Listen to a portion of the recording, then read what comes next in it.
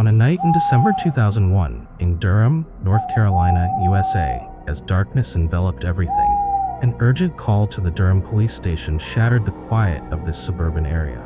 A man, with a panicked voice, reported that his wife had fallen down the stairs, was severely injured, and might not have survived. Upon receiving the report, the police and rescue team quickly arrived at the scene.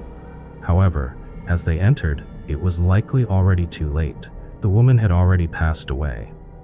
What seemed like a simple stair fall turned out to be the opening of a case that would span decades.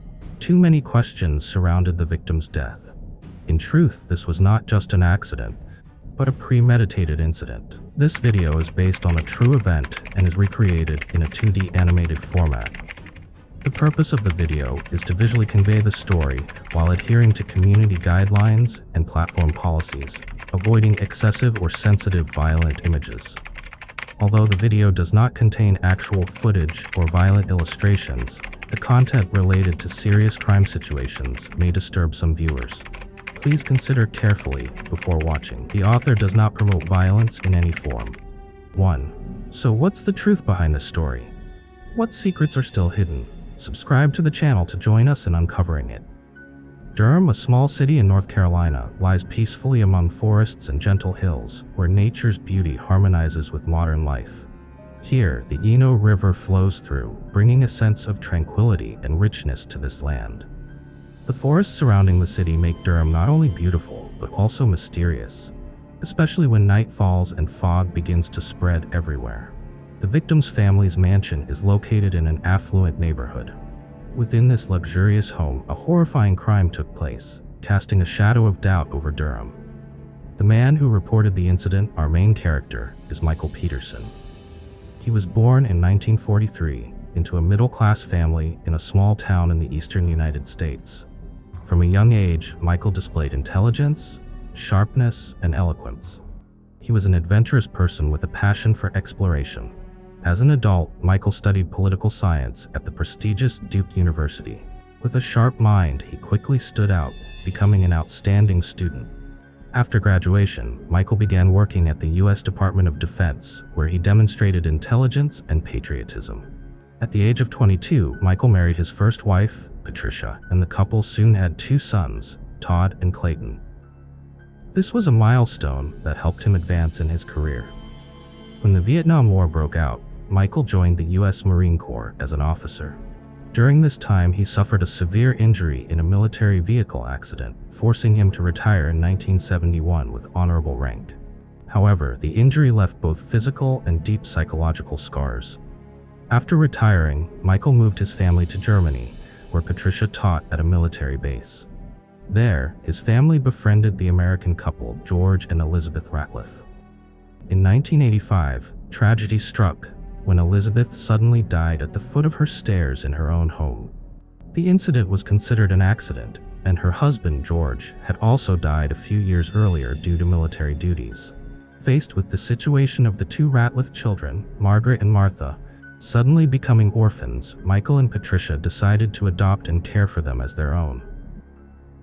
However, not long after adopting the 2 girls, Michael and Patricia's marriage began to fall apart. They divorced, with Todd and Clayton going to live with their mother in Germany, while Margaret and Martha were brought back to America by Michael. The separation caused deep wounds for the family, but Michael was determined to start a new life.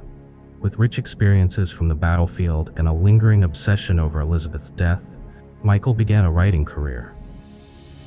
He wrote down his memories and experiences, turning them into invaluable stories. This helped him become a famous novelist with many best-selling works, and his name quickly gained a place in American literature. In 1989, after accumulating enough success in writing, Michael purchased a luxurious mansion in Durham, North Carolina. The mansion covered over 1,000 square meters, surrounded by dense trees, a refreshing pool, and a vast garden. Around this time, Michael met Kathleen. She was an executive director at Nortel Networks, a major telecommunications company, and owned a considerable fortune. The couple quickly developed a romantic relationship and moved in together at Michael's house. By 1997, they officially married after 8 years together. Michael and Kathleen's marriage appeared to be very happy. Kathleen not only loved Michael, but also cared deeply for his two adopted daughters, Margaret and Martha. But this peaceful life did not last long. Although a successful writer, Michael faced financial difficulties as his writing income became less stable, leading him to rely on Kathleen's earnings. Financial troubles created invisible rifts in the family. As the financial pillar, Kathleen began to realize this. However, she still tried to preserve the marriage, hoping the hardships would pass. But on that fateful night in December 2001, a panicked phone call from Michael put an end to her efforts. Michael called 911, reporting that his wife, Kathleen, had fallen down the stairs, was seriously injured, and urgently needed help. After receiving the report around 2 a.m. on December 9th, the dispatcher quickly sent an ambulance to his home in Durham. The dispatcher was still unclear about the severity of the situation, but the panic in Michael's voice made them unable to delay. Just a few minutes later, Michael called back a second time, his voice trembling, urging that his wife was still lying unconscious at the bottom of the stairs, with blood everywhere. He kept emphasizing that her condition was critical. At exactly 2:20, the ambulance arrived at the scene. At this time, Michael's eldest son, Todd, had also just arrived after receiving an urgent call from his father. He rushed into the large house, searching for his father, who was crouched beside his stepmother's body. The paramedics quickly ran to the middle-aged woman lying unconscious at the foot of the stairs, none other than Michael's wife, Kathleen, the 48-year-old executive director of Nortel Networks, a telecommunications company. The paramedics attempted resuscitation, but it was too late. Her heart had stopped, and there were no signs of life. About 15 minutes after the ambulance arrived, the police also appeared at the scene. They immediately secured the area, setting up the crime scene, and began their investigation. When the police approached the scene and saw Kathleen's body, their first impression was clear. This could not be a simple fall down the stairs. Based on years of experience, they had never seen anyone fall downstairs and sustain such severe injuries. Furthermore, the bloodstains were densely packed and widespread, from the steps to the surrounding walls, even extending onto the floor. Kathleen's head injury was too severe, unlike anything they had seen in typical stairfall victims. It was more akin to an assault. For the time being, there were no signs of forced entry into the house. The first person to discover the victim was Michael, Kathleen's husband, and also the person who made the emergency call. Therefore, following investigative procedures, Michael naturally became the primary suspect. The investigators could not overlook the possibility that he might have been the one who took his wife's life. As for Michael, he was almost speechless, silently looking at his wife's body with a sorrowful gaze. The forensics team quickly proceeded with the examination of the body and analysis of the area around the victim. They meticulously examined every blood stain, every trace, every small detail on the stairs to better understand the mysterious nature of this death. A preliminary forensic report was quickly issued. Kathleen's body had a total of 35 injuries, including 7 severe lacerations at the back of the head. These wounds did not resemble typical fall injuries, but rather appeared to result from an impact with a hard object. The forensic team further pointed out that the cartilage around Kathleen's neck was fractured, a sign of strong impact that could not be explained by a fall. Additionally, bruises and scratches were found on Kathleen's face, back, hands, and arms. These injuries appeared to be signs of struggle, suggesting there might have been a confrontation before she fell. Furthermore, upon blood testing, they discovered that Kathleen's blood alcohol level was 0.07%. This was a very low level, not enough to cause intoxication or loss of balance, and therefore unlikely to result in a serious fall. Finally, the forensic doctor concluded that Kathleen's cause of death was blunt force trauma, a type of injury that occurs when the brain suffers a strong impact, often found when the body is attacked or impacted. The doctor also noted that these injuries did not seem to be the result of a single impact, but rather multiple impacts.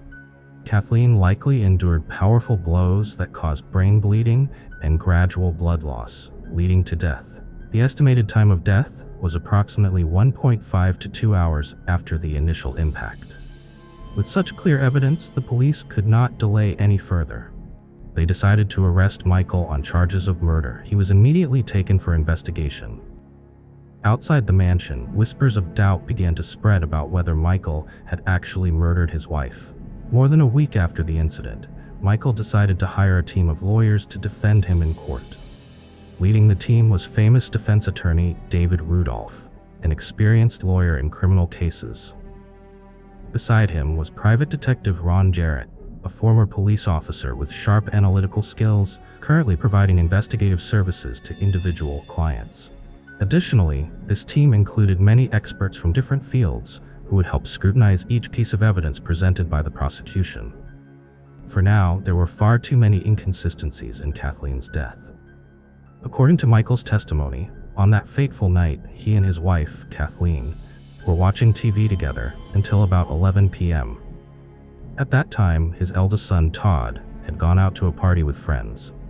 Michael then recalled going to the kitchen to get some wine to drink with his wife. After that, the two went to the pool to enjoy a drink before heading to bed. Kathleen returned to her room first, while he continued drinking. After about 45 minutes, Michael also went back into the house, locked all the doors, and prepared to go to bed. But just then, he was horrified to find Kathleen lying unconscious in a pool of blood at the foot of the west staircase. Michael frantically called his wife's name, but Kathleen did not respond. Fearful and confused, he hurriedly called the police. He then quickly grabbed a towel, placed it under Kathleen's head, and tried to stop the bleeding to save his wife. But he couldn't do it. Death had already taken Kathleen. After being arrested, Michael was released on bail after paying $850,000. During this time, he had no choice but to wait for the prosecutor's decision on whether to press charges. All eyes were on him, surrounded by doubt, especially as the trial date approached. A month after the incident, Michael decided to break his silence and speak to the media. In the interview, he asserted his innocence, firmly stating that Kathleen's incident was an unfortunate accident from falling down the stairs. Kathleen's family was clearly divided. Her daughter, Caitlin, firmly believed that her mother was murdered by Michael and took a completely opposite stance.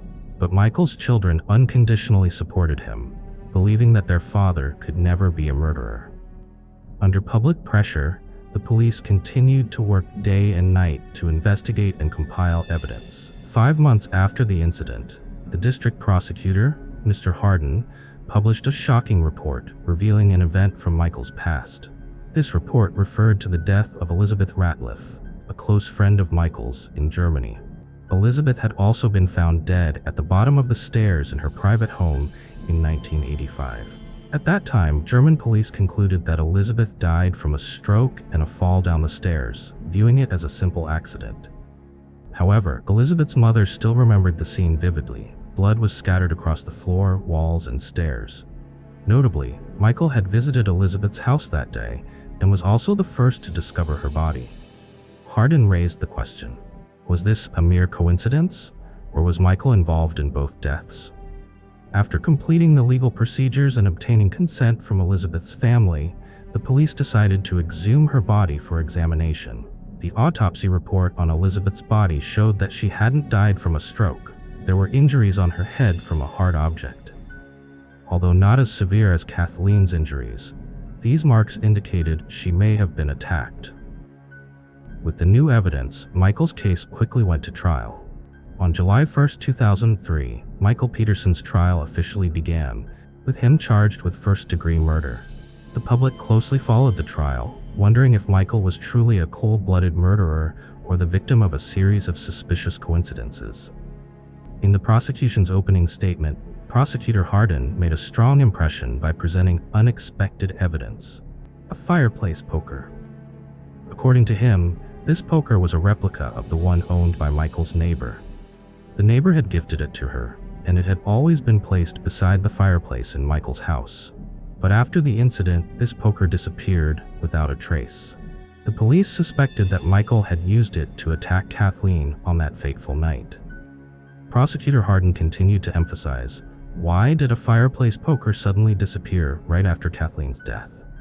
According to him, this was not a coincidence. but a crucial detail proving Michael's crime.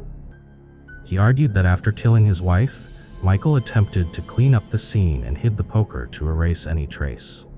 Hardin presented the recording of Michael's emergency call at 2 a.m. In the call, Michael claimed that Kathleen was still breathing, but when paramedics arrived only 7 minutes later, they confirmed that she was dead and the blood on the floor had started to dry. This raised the question: if Kathleen was still alive at 2 a.m., as Michael claimed, then why did the blood dry so quickly? The police also noted the wounds on Kathleen's body.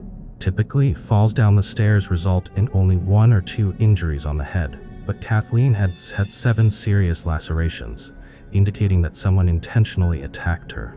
An injury on Kathleen's neck made the forensic doctor suspect that someone had tried to strangle her. The wounds on Kathleen's hands and arms were believed to be from her raising her arms to defend herself. The police concluded that Kathleen had suffered multiple fatal blows before dying, making it impossible for these injuries to result from a simple fall. Regarding the blood spatter patterns, forensic expert Sami Shaibani conducted an experiment using a similar fireplace poker to strike a blood bag to compare with the bloodstains at the scene. After the experiment, they concluded that the perpetrator had to swing the weapon at least 4 times with great force to create the bloodstain pattern found at the scene. Furthermore, the police reconstructed the entire staircase and explained that the attacker could have stood at the top of the stairs, using significant force to strike Kathleen as she fell. Prosecutor Hardin delved into the details of Michael and Kathleen's marriage, claiming that it was not a happy relationship.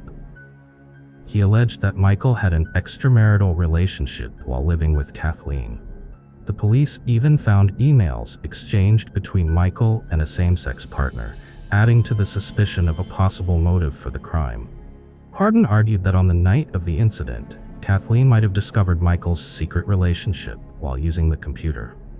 Enraged, she rushed down the stairs to confront Michael, leading to a heated argument that ultimately ended in tragedy when Michael lost control.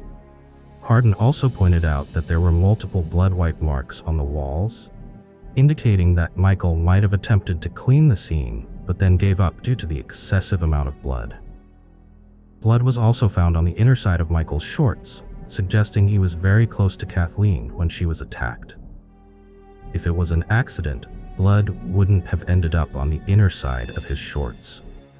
Police also found a crisscross blood stain behind Kathleen's body, matching the tread pattern of Michael's sneakers. On the kitchen counter, there were 2 empty wine glasses. One had Michael's fingerprints, while the other was unclear. Michael seemed to imply that Kathleen had been drinking and had fallen while intoxicated. Hardin further emphasized Michael's precarious financial situation. Since 1999, he had no income and was burdened with credit card debt totaling $143,000.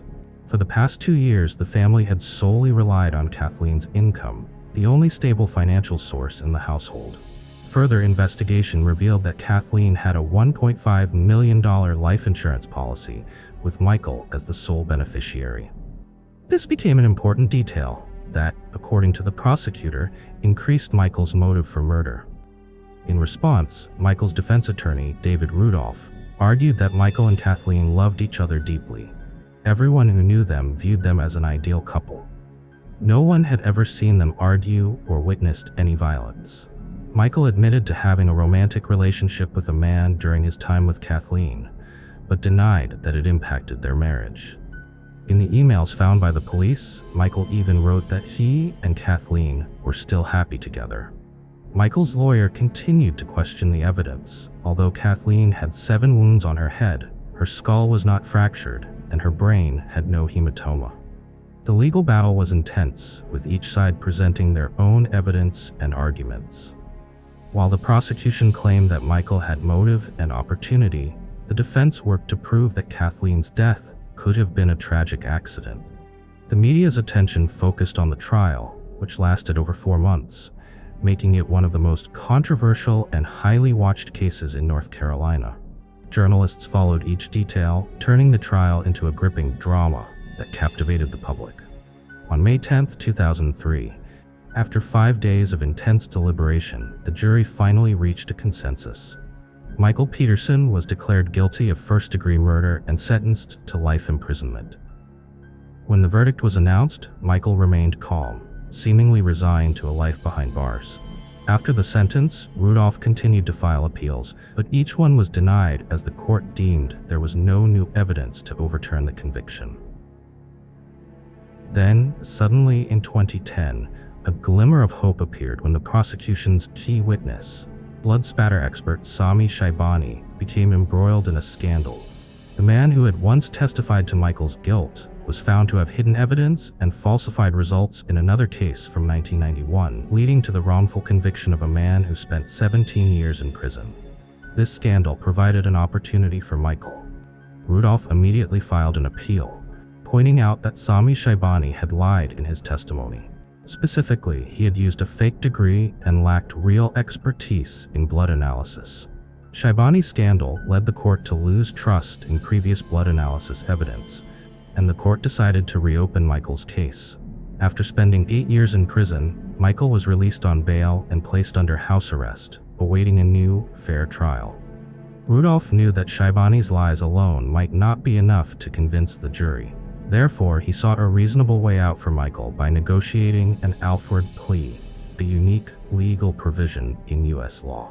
It is a plea where a defendant doesn't admit guilt, but accepts a conviction as part of a plea deal. Under the Alford plea, Michael could admit that there was enough evidence to convict him without actually admitting guilt. This allowed him to reduce his sentence without directly confessing to the crime. On February 24, 2017, Michael officially accepted the Alford plea. Legally, he admitted to causing his wife's death, but he continued to assert his innocence. With a sentence ranging from 64 to 86 months, Michael had already served 98.5 months and was immediately released. The 15-year case finally came to a close. Although Michael accepted the Alford plea, he and his children continued to maintain his innocence. The question of whether Michael was truly the killer left the public divided. Many still believe Michael is a murderer, while others think he was a victim of a flawed judicial system. The mysterious staircase case became one of America's most famous cases, stirring much speculation and debate from both sides. The mysterious staircase case became one of America's most famous cases, stirring much speculation and debate from both sides. This video concludes here. Thank you for following this thrilling story. If you found this video interesting, don't forget to like, subscribe to the channel, and hit the notification bell so you don't miss more fascinating crime stories. See you in the next videos. In July 2009, in Nantou, Taiwan, a sweltering and quiet summer suddenly turned dark as a series of tragedies befell the Lin family. In less than 2 years, 3 members of the family died suddenly and mysteriously. Rumors began to swirl about a dark curse haunting this prestigious house. First, Lin Yuru's biological mother died from a fall down the stairs at home. Then her mother-in-law and husband, Liu Yuhan, both died of acute heart attacks. But was it really that simple? The police started investigating and uncovered a shocking secret. All the family members had been murdered by Lin Yuru. This daughter-in-law became infamous across Taiwan. What motive could drive such inhumane actions? Or was there something else hidden behind it? This will undoubtedly be a thrilling and suspenseful story. Subscribe to our channel to join us in exploring it now. Puli, a small town in Nantou County, Taiwan. Nestled in natural beauty, it's a picture of hills and small paths winding through fields. The Lin family, with over half a century of tofu-making tradition, is one of the region's prides. From bustling street vendors to local markets, Lin family's tofu is always known as a symbol of quality and reputation, serving both Puli town and neighboring areas. But no one expected that behind this serene beauty, a horrifying series of tragedies was unfolding, engulfing the Lin family in a deadly spiral. On the morning of July 1, 2009, the atmosphere at Nantou County Police Station became unusually lively when an insurance company employee reported a case. He reported that his company suspected a client of attempting to fraudulently claim a large insurance sum. The client was Lin Yuru, 27, the daughter-in-law of the Lin family, renowned for its tofu business in Puli. Remarkably, in just 2 months, both Lin Yu-ru's mother-in-law and recently her husband Liu Yu-hong had died suddenly. Before her mother-in-law's death, Lin Yu-ru had purchased insurance for her. And immediately after the insurance payout, she requested another policy, this time for her recently deceased husband, Liu Yu-hong. Like before, she was the sole beneficiary. When the agent visited the house to process the insurance payout, he was shocked to see the house hosting a funeral. But even stranger, the deceased was Liu Yu-hong, Lin Yu-ru's husband, just weeks after his mother's death. The insurance agent felt something was not right. 2 deaths in the Lin family within 2 months were extremely unusual, especially since Lin Yu-ru was the sole beneficiary. After internal reports and careful review, the insurance company decided to suspend the large payout and requested police intervention. Suspicion grew as the insurance records showed Lin Yu-ru had bought policies for her mother, Lin Hao-yun, her mother-in-law, Zheng Huisheng, and her husband, Liu Yu-hong, with a total value of 20.4 million TWD, all solely benefiting Lin Yu-ru. Currently, all 3 people insured by Lin Yu-ru had died, leaving a substantial amount of money to be transferred into her account. Only her husband's insurance remained unpaid due to the insurance company's suspicions. Lin Ho-yu-yun, Lin Yu-ru's mother, died on November 10, 2008, due to a fall down her home stairs. Her insurance, worth 5.05 million TWD, was quickly transferred into her daughter's account. Shortly after, on May 29, 2009, her mother-in-law, Zheng Huisheng, 47, also died suddenly of an acute heart attack, shocking the entire family. Less than a month later, her husband, Liu Yu-hong, died on July 20th of the same year, also from an acute heart attack. These 2 consecutive deaths fueled rumors in the village that the Lin family had been cursed. Police, quietly investigating the unusual events within the Lin family, began to connect the pieces. A suspected insurance fraud gradually emerged, especially as they discovered all 3 victims had transferred their insurance benefits to Lin Yu-ru shortly before their deaths. Meanwhile, rumors about bad luck in the Lin family spread rapidly across the town. Locals whispered about mysterious forces, while the police realized they were dealing with a complex and possibly chilling case. What raised further suspicion among the police and everyone else was the remarkable health of Lin Yu-ru's husband and mother-in-law. Liu Yu-hang, her husband, had been a talented athlete from a young age, known for his physical strength and endurance in sports. In middle school, he was a star on the school's track team. By high school, his speed and athleticism became even more prominent. With such robust health, no one expected him to die suddenly at the age of 28. His mother, Zheng Huisheng, was also known for her good health, strength, and agility even in middle age. Villagers sometimes saw her going up mountains to fetch water. Do you think people with such strong health foundations would have heart issues? The sudden loss of both mother and son in a short period, both from acute heart attacks, surrounded the situation with suspicion. Furthermore, Lin Yu-ru's decision, contrary to local traditions, to hastily choose cremation for both mother and son added to the suspicion. According to customs, the deceased are usually buried after at least 10 days, but Zheng Huisheng was kept only for 3 days before cremation, followed by her son less than a month later.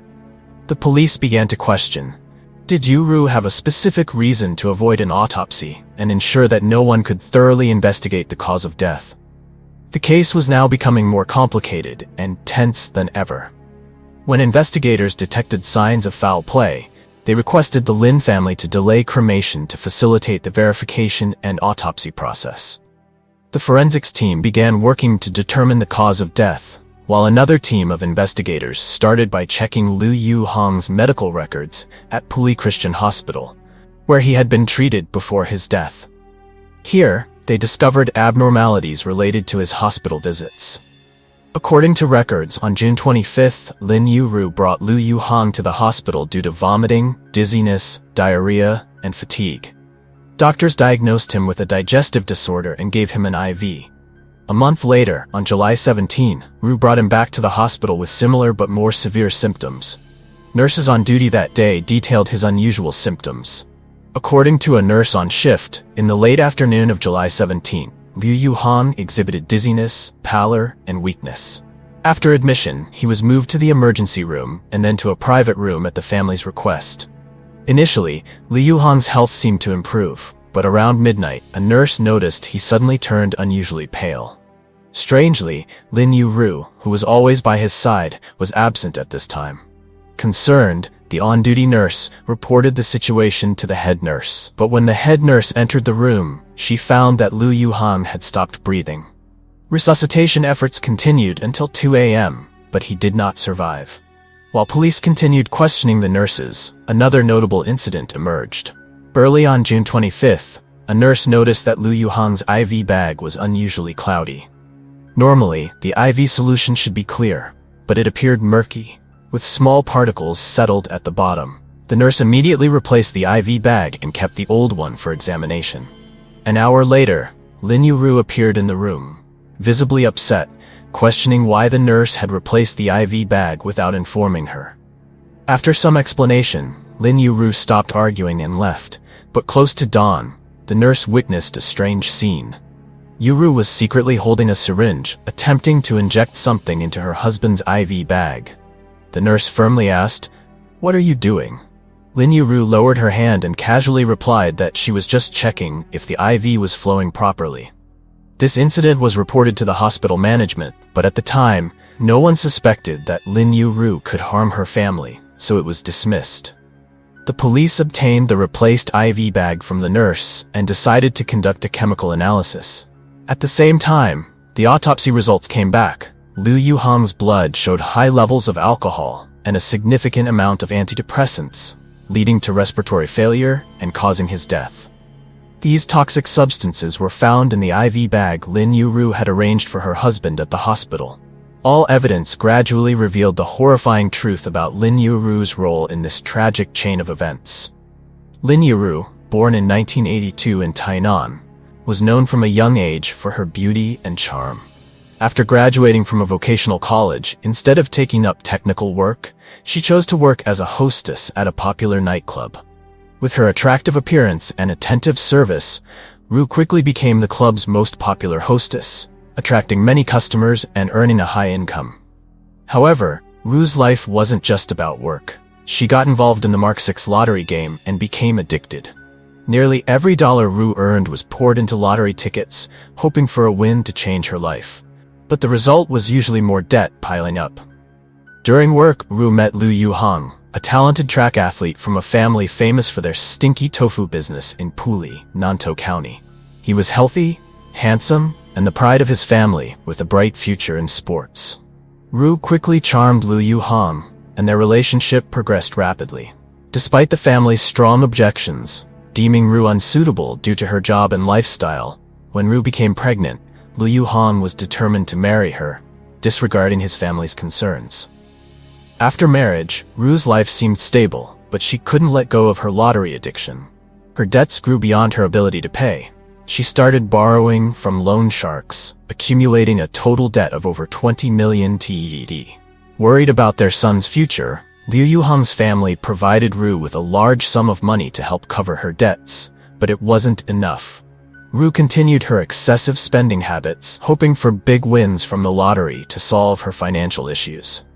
Mounting pressures and relentless stress led Ru to experience multiple setbacks, including 2 miscarriages due to prolonged stress. In 2006, she finally gave birth to a son after numerous attempts, securing her position within her husband's family. Even after having a child, Ru couldn't give up her bad habits. Her debts continued to mount, and she seemed to sink deeper into the dark spiral she had created, with no way out. The financial support from her husband's family couldn't keep up with her rising debt. Neighbors often witnessed debt collectors at the house, even threatening to vandalize the family business if they didn't pay some of the interest. This drove Ru to hatch a ruthless and calculated plan to resolve her financial troubles. But even before her plan unfolded, one clear fact emerged. Ever since Ru joined the family, the Lin household had quickly descended into a series of unimaginable tragedies. Liu Yuhang's father, who ran the family business, was suddenly diagnosed with late-stage liver disease. His health rapidly declined, and within a few months he passed away, leaving the business burden to Liu Yuhang and Ru. Simultaneously, the Lin family's tofu business began to face issues. Their largest and long-standing client abruptly ended their partnership. Orders were canceled, and product quality declined due to Ru's negligence. Since her arrival, the Lin family hadn't had a moment of peace. Do you think Ru only wanted the insurance money of 3 people? No. Her greed went far beyond that. Ru attempted to take out life insurance for her 4-year-old son and her husband's younger sister, Liu Yi-seng. But the insurance agents grew suspicious and declined. With the evidence from the medical staff, autopsy results, insurance policies, and Ru's debts, on December 17, 2008, the police officially arrested Lin Yu-ru on suspicion of planning the murders of her mother-in-law and husband to claim the insurance money. During a search of her house, police found suspicious chemicals hidden in her closet.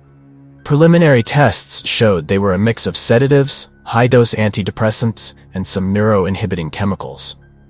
Initially, under pressure from the evidence, Lin Yu-ru only admitted to killing her husband, insisting she had nothing to do with her mother-in-law's death. However, in further investigation, tests from the preserved blood samples at the hospital of Zheng, her mother-in-law, revealed a different story.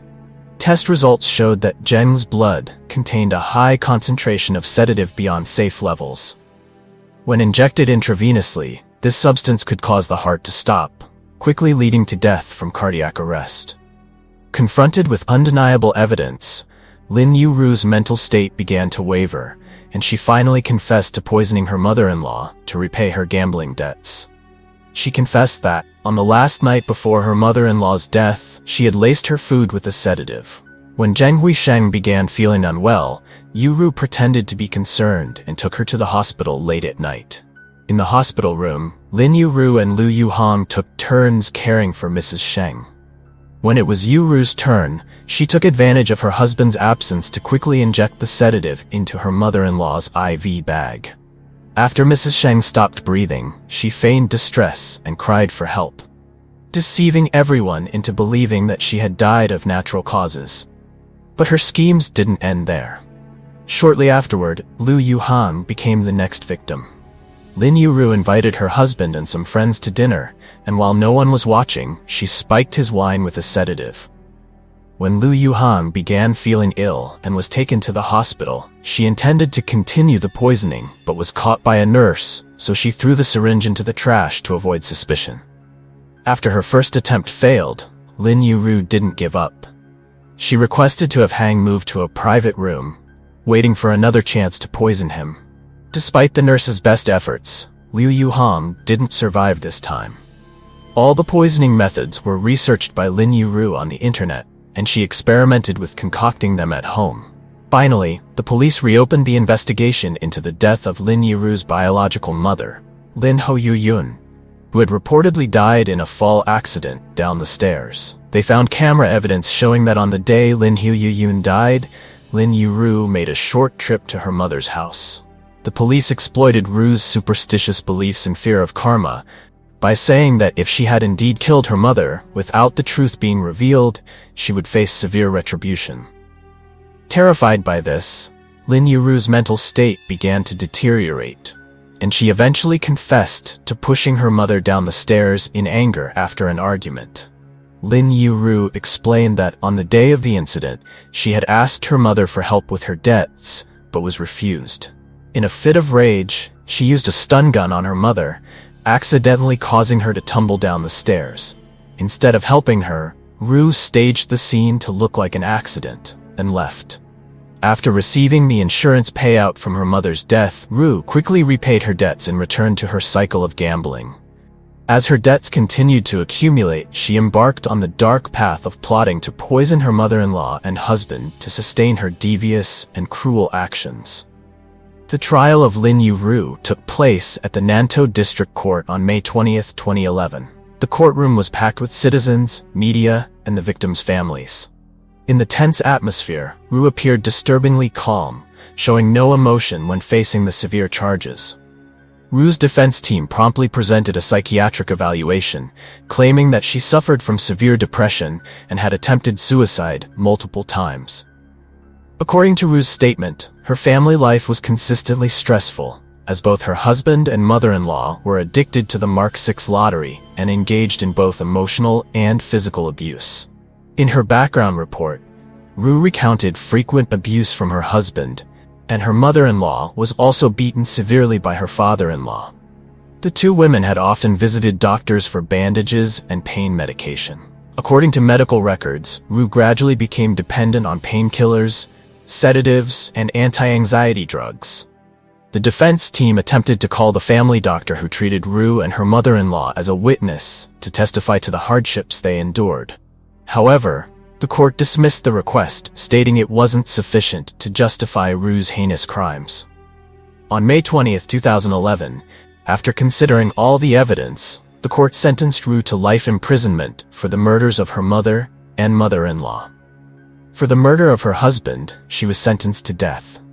The trial concluded with public outrage, with many feeling the sentence was fitting for her cruel acts. Ru later appealed. In February 2012, the higher court commuted her death sentence to life imprisonment, citing her unstable mental state and the circumstances of her family life.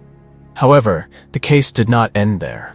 On June 7, 2012, the Supreme Court decided to reopen the case to reevaluate all the evidence. After a thorough review, on September 12th, Ru was resentenced to death. The Supreme Court officially upheld the death sentence on June 14, 2013, ending her appeals process. Currently, Ru remains on death row, awaiting execution with a disturbed mental state and haunted by the consequences of her actions. Ru's son was adopted by a foreign couple and now lives overseas. The boy grew up with no memory of his mother, unaware that his past is linked to one of Taiwan's most shocking cases. The story of the Nantou Black Widow serves as a cautionary tale about greed and cruelty. Though the final sentence has been handed down, the psychological scars and aftermath remain in the memories of those affected. On March 15, 2013, the Shuishang police station in Jiayi County, Taiwan, received an urgent request from the Datong police in Sanchong to assist in locating a body. This notification stemmed from an anonymous letter sent from Taoyuan. The contents of the letter were clear. In a public restroom 200 meters from the Shuishang Farmers Association, there is a body. Please give it a proper burial, as I am unable to handle the funeral arrangements. The officers at Datong were chilled by the message. Though unsure of its authenticity, they could not take it lightly as it concerned human life. Upon receiving the information, the Shuishang police quickly held a briefing and decided to sweep all public restrooms in the area for clues. After 3 hours of intensive searching, Director Lu Lin discovered a suspicious restroom. Inside, she found a tightly wrapped bundle atop a trash can. Layer by layer, she unwrapped it, slowly revealing the horrific mystery until a human head appeared. This chilling discovery was only the beginning of an unforgiving investigation. Who was the perpetrator? What kind of motive could lead to such a cold-blooded act?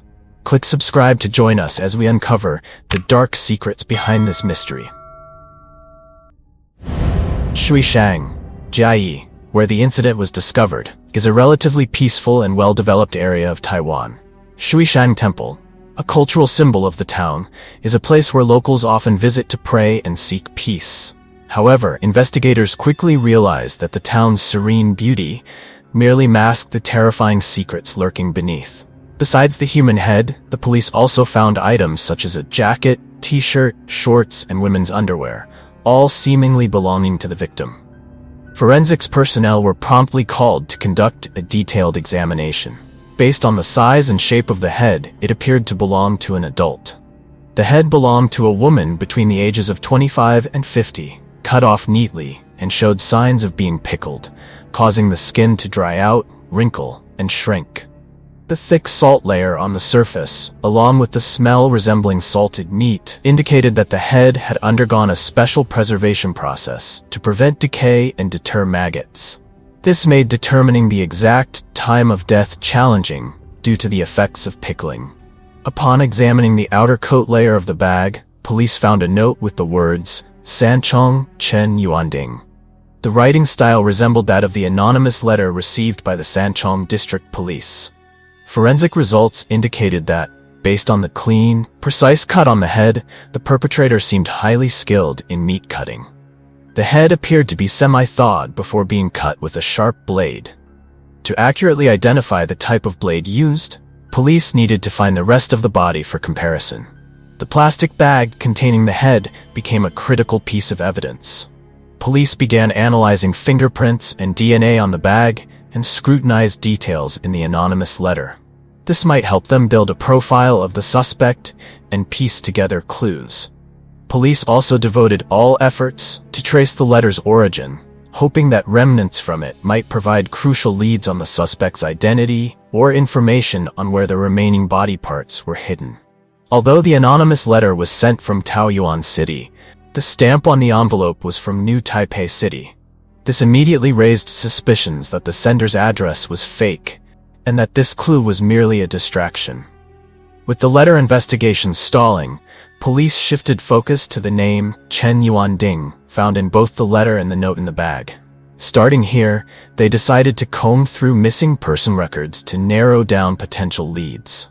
Police discovered 64 people named Chen Yuanding in the missing persons database. However, the reference to Sanchong on the note helped narrow the search to Sanchong District in New Taipei City, where the victim likely resided. After filtering and verifying details, police found a missing person case that matched the victim's age and other characteristics. They immediately contacted the family of the missing woman for identification. An elderly mother and the victim's eldest son promptly arrived at the police station for identification. Although the face on the head was shriveled and wrinkled, making it hard to recognize, the mother identified her daughter by the distinct characteristic of a missing upper tooth. What moved the mother deeply was that the clothes around the head were also ones she had bought for her daughter. These small details helped her confirm the victim's identity, leaving everyone around feeling heavy-hearted. DNA testing confirmed this identification. The unfortunate victim was identified as Chen Yuanding, aged 36, a resident of Sanchong, New Taipei City, Taiwan. According to her mother, Yuanding had been missing since late December 2014, when her second son reported that she hadn't returned home. When unable to reach her daughter for days, the mother grew anxious and decided to report it to the police. As for Yuanding, her real name was Chen Shuhui, famed for her beauty since youth, to the point that many brands approached her for advertisements.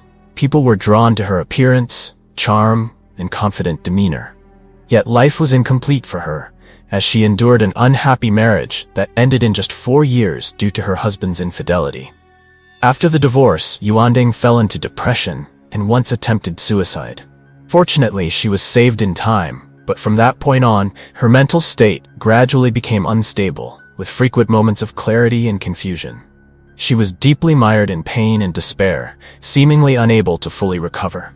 There were 5 siblings in the family, but each had their own life concerns, so Yuanding faced a challenging time on her own.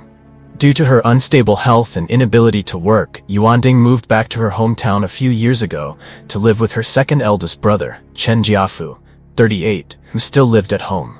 Her mother had moved to Keelung City to help her eldest son with his business. Jiafu was closest to Yuanding, caring for and helping her through her dark days. Neighbors often saw Yuanding wearing heavy makeup, walking around in nightwear, or provocative outfits. This sight had become so common that it gradually tainted their perception of her.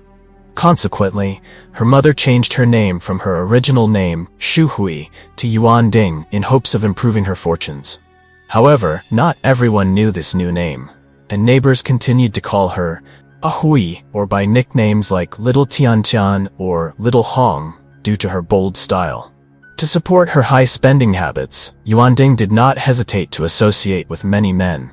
She frequently received money from her mother and second brother, yet it wasn't enough to sustain her lavish lifestyle and constant smoking habit. Investigations revealed that Yuanding even sold her body to men around her, including local gangsters and taxi drivers. These relationships only worsened her situation, dragging her further into a dangerous downward spiral.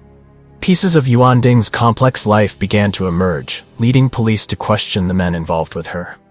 Could any of them have had a motive to commit such a horrific crime? The police focused on gathering information from Yuanding's neighbors, hoping to uncover any clues that might lead to a suspect. A neighbor reported that Yuanding once told them that her brother, Chen Jiafu, had harassed her. However, due to Yuanding's erratic mental state, no one truly believed her story. Additionally, according to neighbors in the building, there had been a persistent sewer blockage and a foul stench around the time before Lunar New Year, as if a dead rat were trapped somewhere, with grease and rotten meat bits frequently clogging the drains. The situation got so bad that neighbors called a plumber. They even visited the apartment where Yuanding and her brother lived to remind them, surprised when Chen Jiafu, typically quiet and aloof, eagerly volunteered to unclog the drain himself. Jiafu's unusual enthusiasm puzzled the residents and raised suspicion. This behavior coincided with Yuanding's disappearance, prompting the police to revisit all these details. Questions began to surface among the investigators. Could Chen Jiafu's actions relate to the case?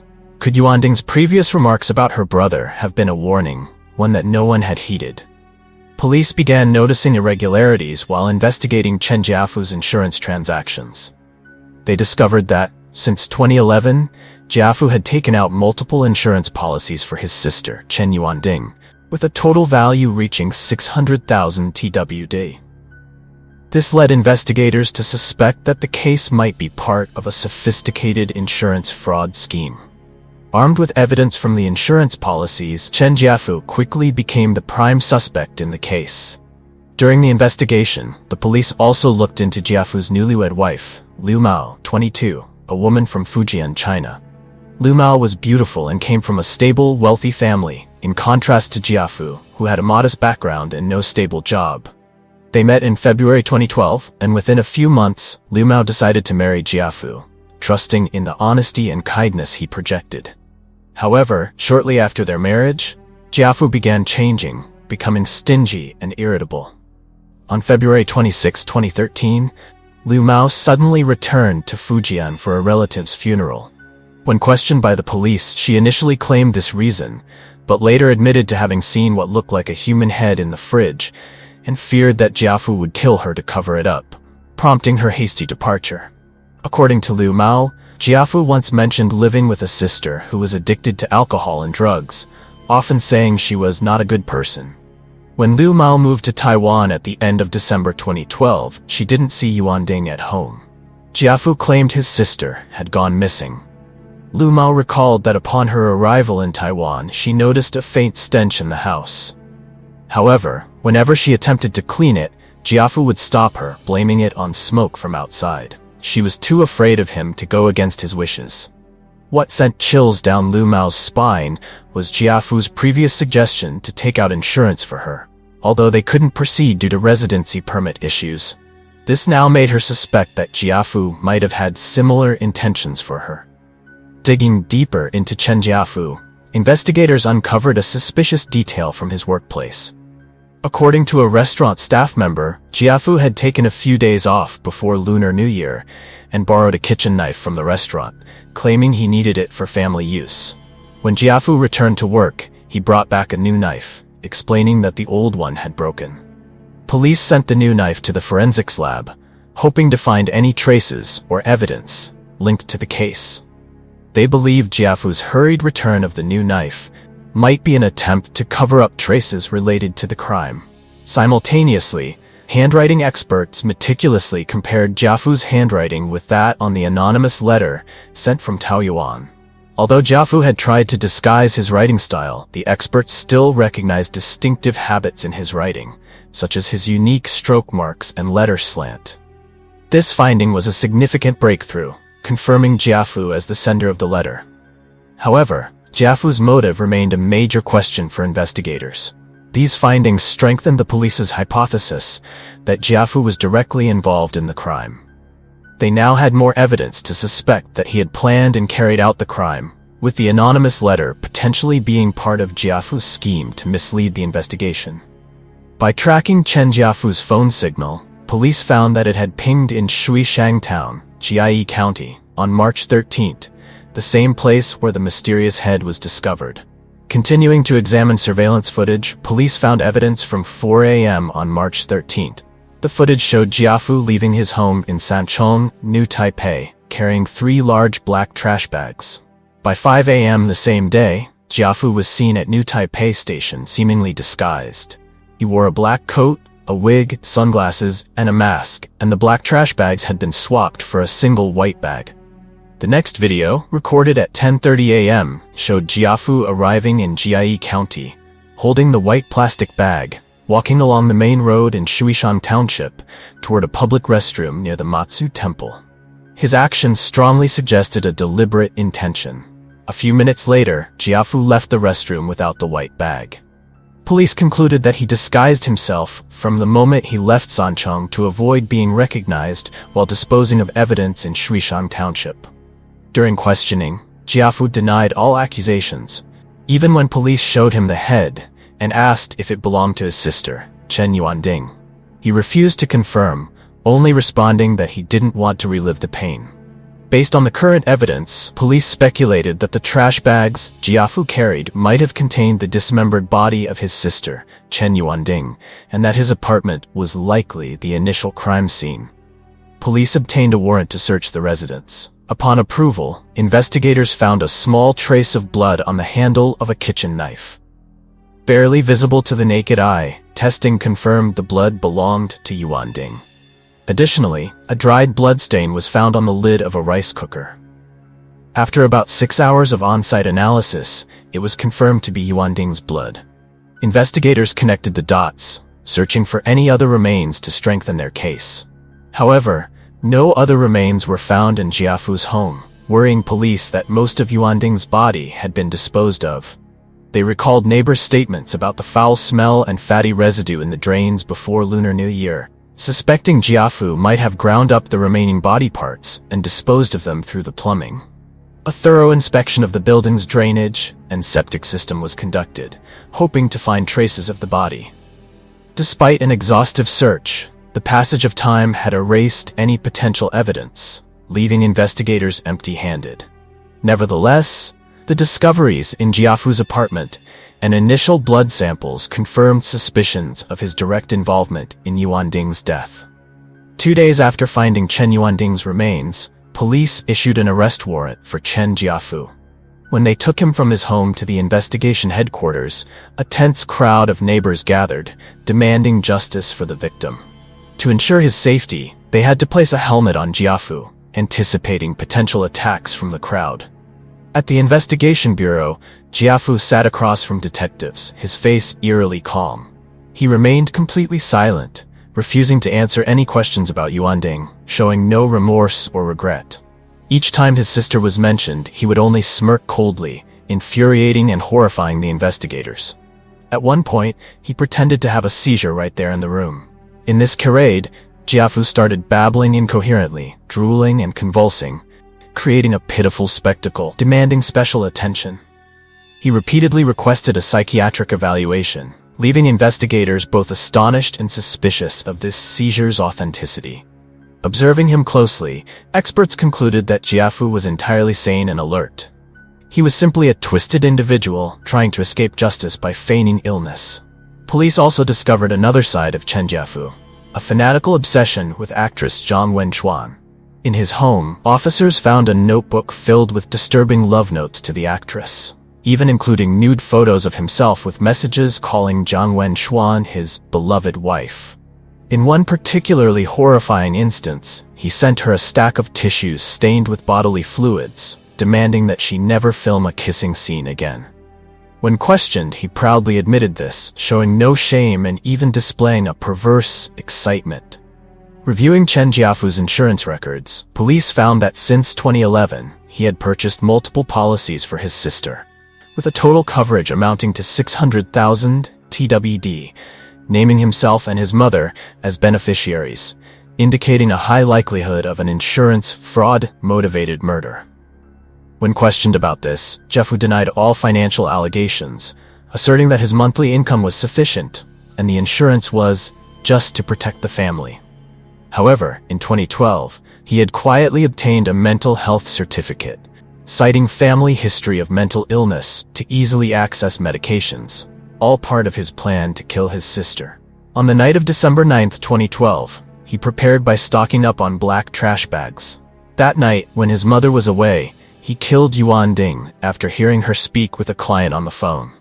In a fit of rage, he killed her and preserved her head with salt to prevent decomposition. This was clearly premeditated, as the clean cuts on her body showed a stable and disturbed mind, fully aware of his actions.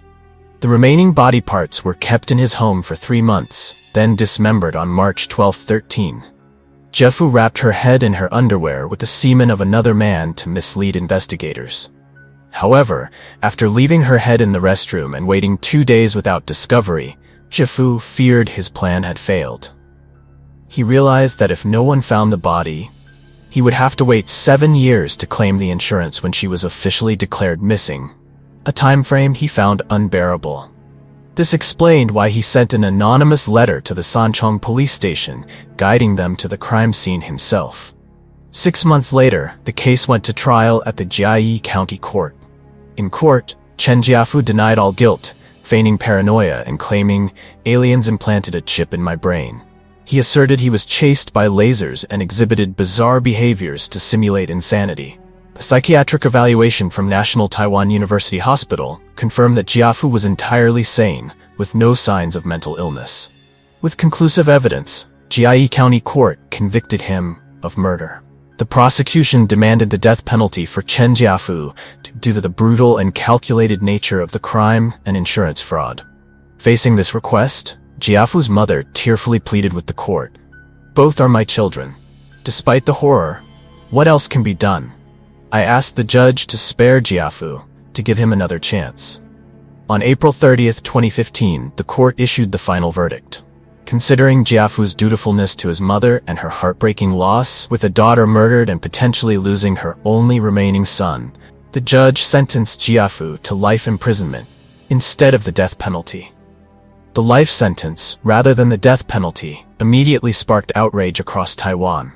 The public, deeply angered by the sentence, deemed it too lenient for such a heinous crime. The grisly and cruel details of Jiafu's actions fueled societal unrest, raising questions about justice and adequate punishment for such atrocities. The name Yuanding's Cry not only emerged from the horrifying tragedy she endured, but also from the eerie tales surrounding the discovery site of her remains. Locals near the public restroom where Yuanding's head was found occasionally reported hearing the faint sobs of a girl at midnight, despite the area being entirely empty. Many recounted that while walking their dogs near the site, the animals would abruptly stop, growling and barking intensely toward the restroom. Checking revealed no one inside, yet a lingering sense of dread and darkness remained, especially among those familiar with the case. These haunting tales spread, adding a layer of terror to the tragedy for local residents. Yuanding's Cry became a tragic symbol, representing unresolved sorrow and the unquiet spirit of the victim. Locals retell her story as a somber reminder of what transpired, making Yuanding's tale an indelible part of the area's painful history. The video ends here. Thank you for following this chilling story. If you found it captivating, don't forget to like, subscribe, and turn on notifications for more thrilling crime stories. See you in the next video.